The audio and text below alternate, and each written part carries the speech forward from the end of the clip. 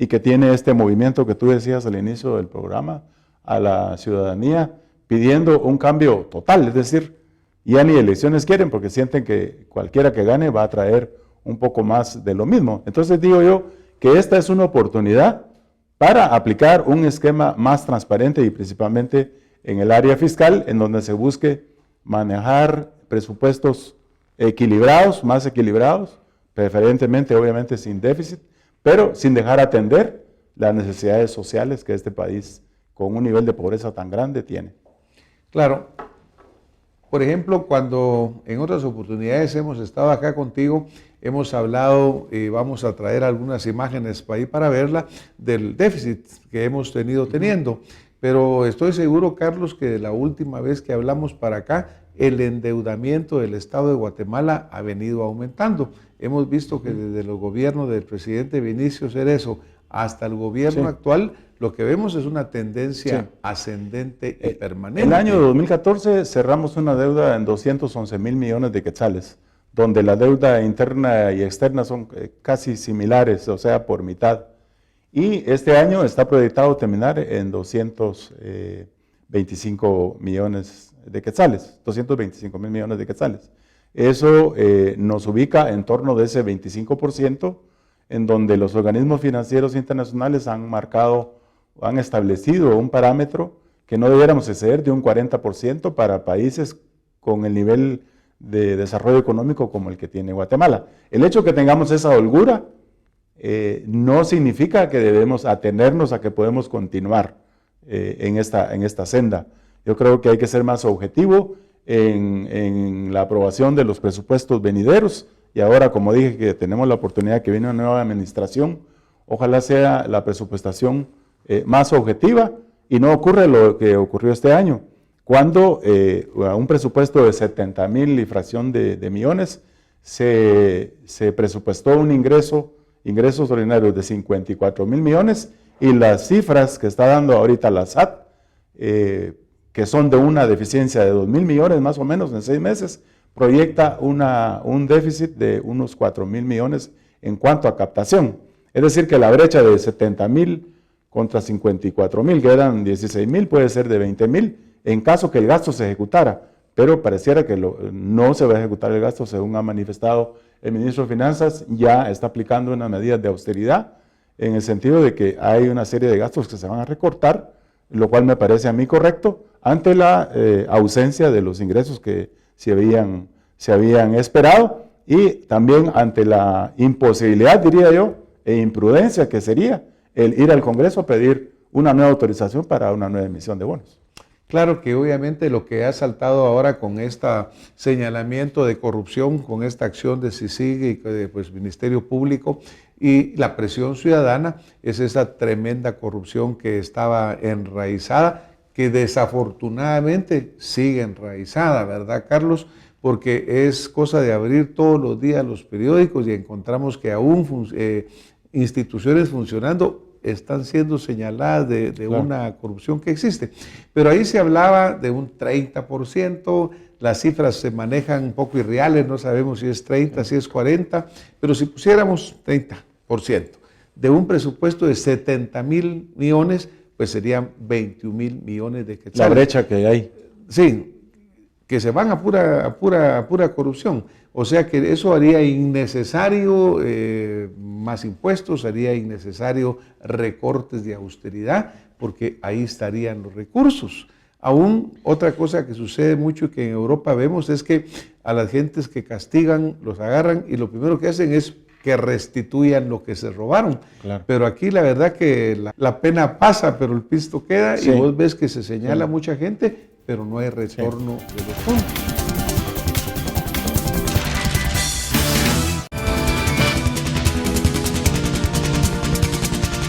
Aún otra cosa que sucede mucho y que en Europa vemos es que a las gentes que castigan los agarran y lo primero que hacen es que restituyan lo que se robaron. Claro. Pero aquí la verdad que la pena pasa, pero el pisto queda, y vos ves que se señala mucha gente, pero no hay retorno de los fondos. Por eso nosotros en ACIES hicimos 12 propuestas, una de las cuales es en el área fiscal.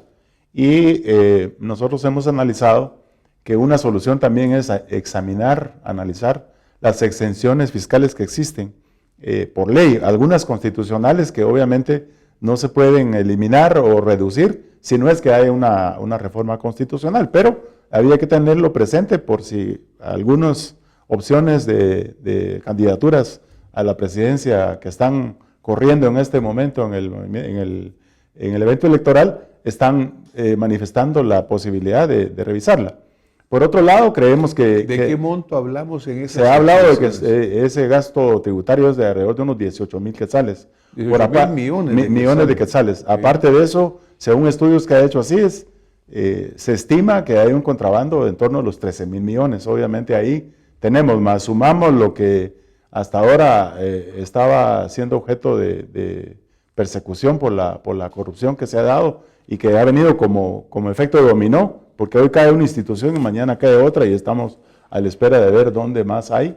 Y entonces, además de eso, proponemos nosotros fortalecer la administración tributaria, poniendo en el directorio de la SAT y el superintendente de la SAT gente proba que garantice un manejo transparente de los recursos. Obviamente el personal de aduanas también tiene que ser gente transparente. Y un punto importante, creemos que para un mejor control de la evasión fiscal, sería conveniente la aprobación de la ley del secreto bancario, que se le ha llamado la ley del secreto bancario, que facultaría a las autoridades fiscales pedir información a los bancos de evasores, obviamente con la aprobación previa de un juez. Y esto hasta serviría, según lo ha manifestado el comisionado de la CICIG, para hacerle seguimiento también al financiamiento de los partidos políticos, porque no se estrellan con que no pueden conseguir la información de parte de los bancos. Y eso fortalecería mucho. Con solo que se aprobara esa ley, se estima que habría un incremento automático en la recaudación de impuestos. Por ejemplo, tú mencionaste la palabra personas probas y honradas. Pues desafortunadamente en este país, digo desafortunadamente porque para casi es una vergüenza nacional, independiente del nombre de las personas, pero que 2 directores de SAT estén siendo sometidos a un proceso. Entonces dice uno, verdaderamente, ¿cómo es posible que las personas que están en los puestos más altos estén en esta situación? Pero la definición de probo y honrado, Carlos, porque eso ha sido parte de la discusión tan grande que hay en Guatemala, cómo establecer que una persona llena estas condiciones. En el campo político vemos que algunos candidatos están siendo rechazados por el Tribunal Supremo Electoral por falta de honradez. Claro. Pero esto ha abierto siempre un debate de cómo se prueban esas capacidades y virtudes. Bueno, yo creo que todo el mundo cuando aspira a una posición presenta su hoja de vida. Entonces es clave verificar cada uno de los datos que se pone, la trayectoria de la persona, dónde ha trabajado y cuál ha sido su récord de trabajo en donde ha estado. Pero aparte de eso, es necesario lo que se conoce como inteligencia. Es decir, se necesita un poco de inteligencia para ir a investigar un poco más que lo que dicen los papeles y recabar referencias de las personas. Porque aquí en Guatemala, al final de cuentas, hemos concluido que como que casi todos nos conocemos y no somos tan grandes como para no saber quién se fue mal de algún lugar, ¿verdad? Y el problema es que aún a veces que se sabe y se da a conocer a través de los medios que alguien no es una persona proba, resulta ocupando esos lugares. Claro, bueno, yo creo que esto va a irse superando mucho porque pues a partir del 25 de abril, que muchos lo señalan como un parteaguas, pues la lupa del ciudadano ha ido incrementando en su tamaño y cada vez que llegue un funcionario a algún puesto va a ser más y más y más fiscalizado. Yo creo que eso ha sido una buena situación, ¿verdad? Porque antes el ciudadano pues aguantaba, se quedaba callado, pero como que eso ya no está. Y eso es una buena advertencia para los funcionarios que quieran hacerlo en el futuro, que no van a llegar a un lechito de rosas, sino que van a ser verdaderamente bajo escrutinio.